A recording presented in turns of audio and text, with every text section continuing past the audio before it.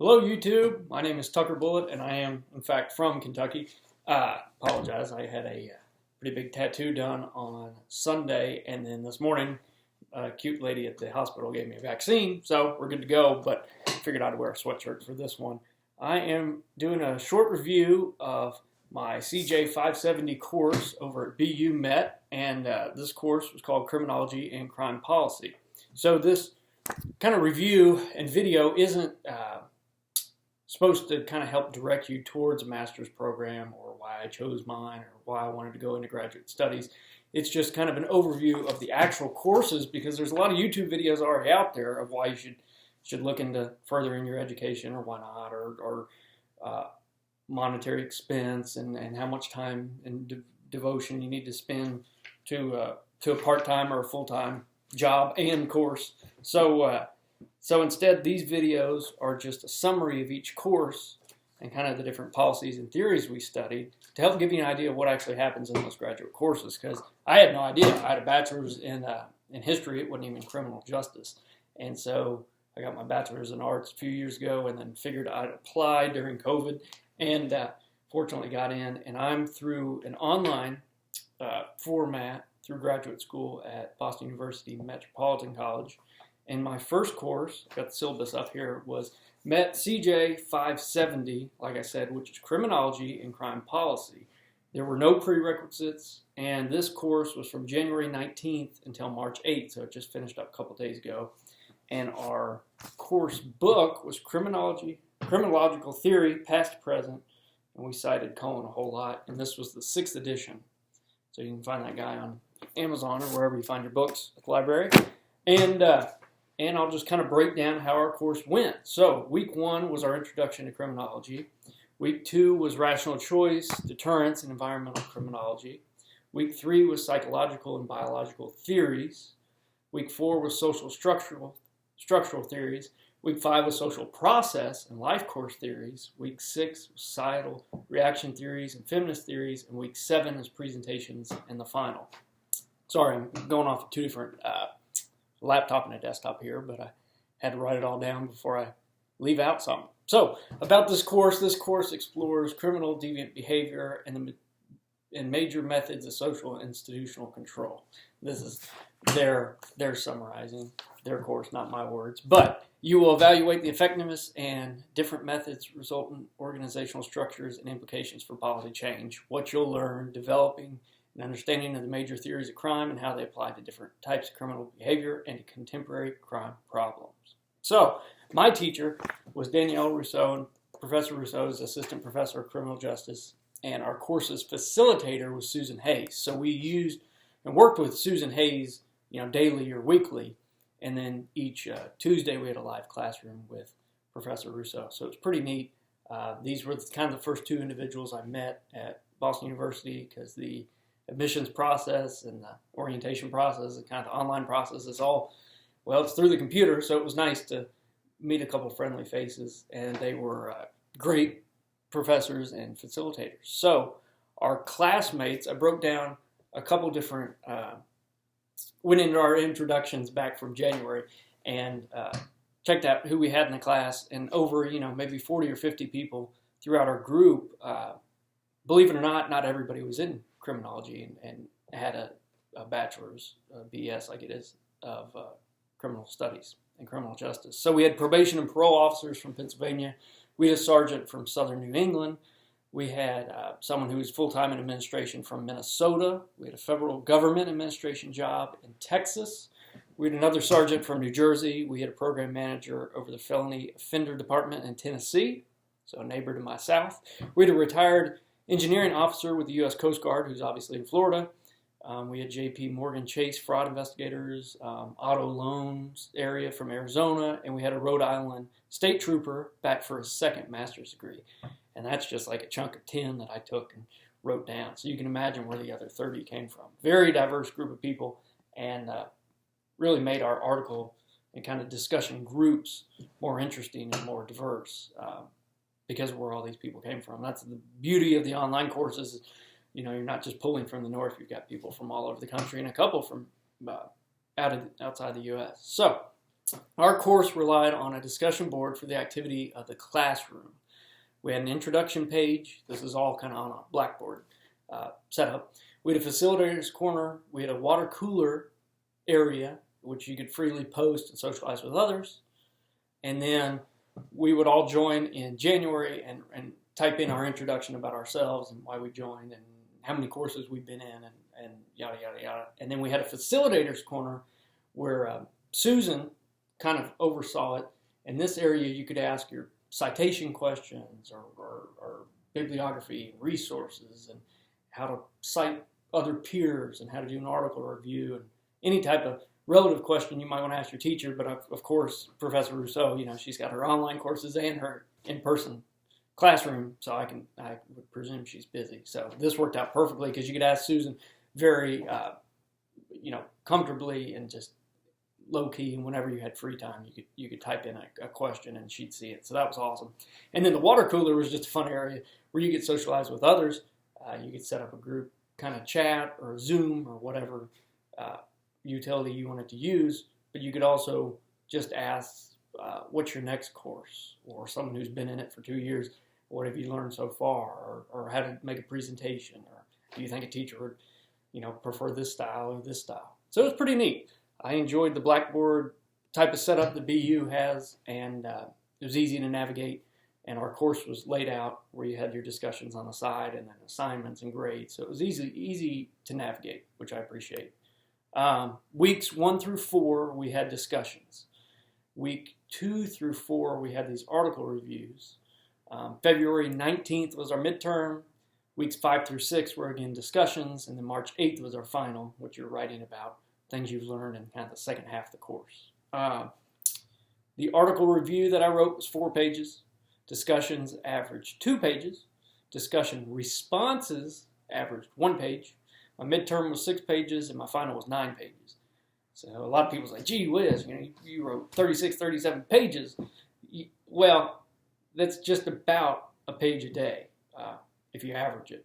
So it's pretty interesting that you say, wow, that's a lot of writing for your first intro course to a grad school curriculum. But it's pretty neat when you think about it. It's only a page a day. Anybody can handle that. So there's lots of reading, lots of writing, but it's very manageable.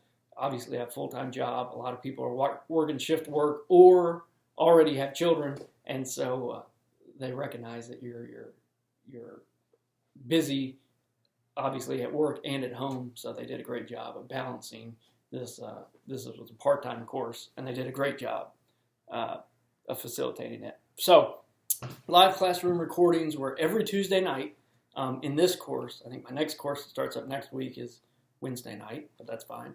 And what you would do is you'd have your course reading in your book, and you would read it. You could read on a Sunday night, or you could read on Tuesday morning. It doesn't matter, but it'd be nice to read it before your Tuesday night class, and so you could discuss your reading, or you could discuss relevant articles in that live classroom while your teacher has your presentation up. And then it was pretty neat. You had a live chat on the right with your classmates. You had a discussion which was posted by Thursday.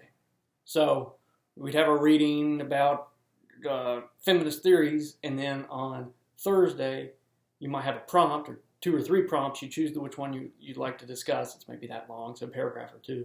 And then you'd write a page or 2 about it and bring in personal opinion and workforce experience or collegiate experience, whatever you have. And that was due by Thursday. And then what's pretty neat is you would respond to 2 different peers by Sunday night. And I tried my best to respond to different peers each week. And I did, but there's a bunch of people in the group and not enough weeks. So I tried to get everybody. But everybody brought different points of view, which was interesting, and a whole lot of different ages. I mean, we had one girl who just graduated this fall and just started grad school this spring. And then we had other people who were late 40s and had 2, 3, 4 kids, and had already made it past that intermediate job and had already found that final job that they want to be in until they're 50. So it's pretty neat. So we respond to 2 different peers by Sunday night. Discussion posts are posted on the Blackboard discussion threads, which I talked about on our Blackboard. And then our midterm and final papers were both turned in digitally via Turnitin. I graduated with my bachelor's in 2015, and Turnitin came about maybe 2013 or so. So sophomore, junior year, it was starting to come about in my collegiate career, but we didn't turn a whole lot of papers in through that format in college. So it took me a little while to figure it out, but it's pretty neat. You turn it in, and then this process that's only sold to colleges and universities analyzes your papers and, finds out if you're cheating or not. But it also is great to figure out if your citations are right, if you've used your resources correctly. But then, there's nothing wrong with having 5, 10, 12, 14% similarity in other papers. It just means you're quoting correctly, but you're using other sources and other resources. So it was a great functional tool, and it gave you immediate response. I think my midterm was like 14%. And then I went into that facilitator's corner and I asked, is this a good percentage to work off of? Should it be higher? Should it be lower? That kind of thing. So, and then they explained that, you don't want it too low, and you don't want, obviously, over 30, 40, 50%. So, my midterm studied youth gun violence and later dissected environmental factors and rational choice theories. So, I took prior article reviews from my peers, checked out other discussions maybe I hadn't even gotten a chance to respond to, and I studied these earlier choice and rational choice theories that we studied probably weeks 1 to 3 or weeks 1 to 4.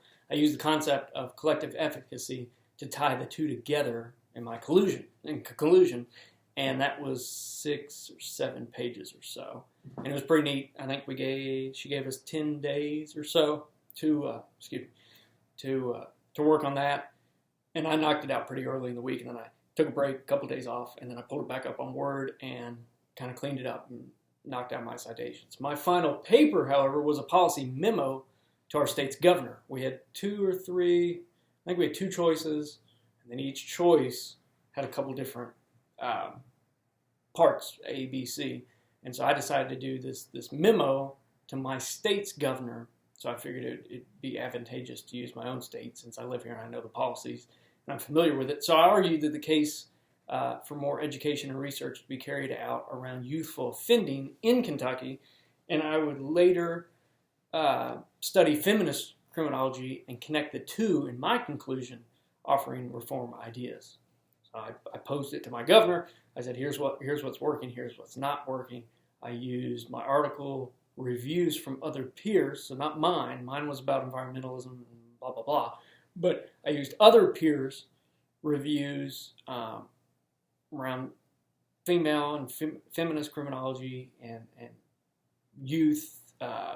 Race did not really come into mind. It was more general youth, under 16, 17-year-olds in Kentucky. And then I pulled up stats online from different government websites and pulled it all together, and passed, which was good, and looking forward to my next course, which is coming up in a week or 2, and that's a great thing is I give you this week, I guess exactly a week between the 2 courses off, which is great, so it's a little break, and you get a Tuesday night. I have other memberships and clubs and associations I'm part of, so on Tuesday nights I get busy, so it's nice to have a break where I can take advantage and go to a couple of those meetings and then come back with this. So I'm going to make this a series. I haven't decided what I want to call it.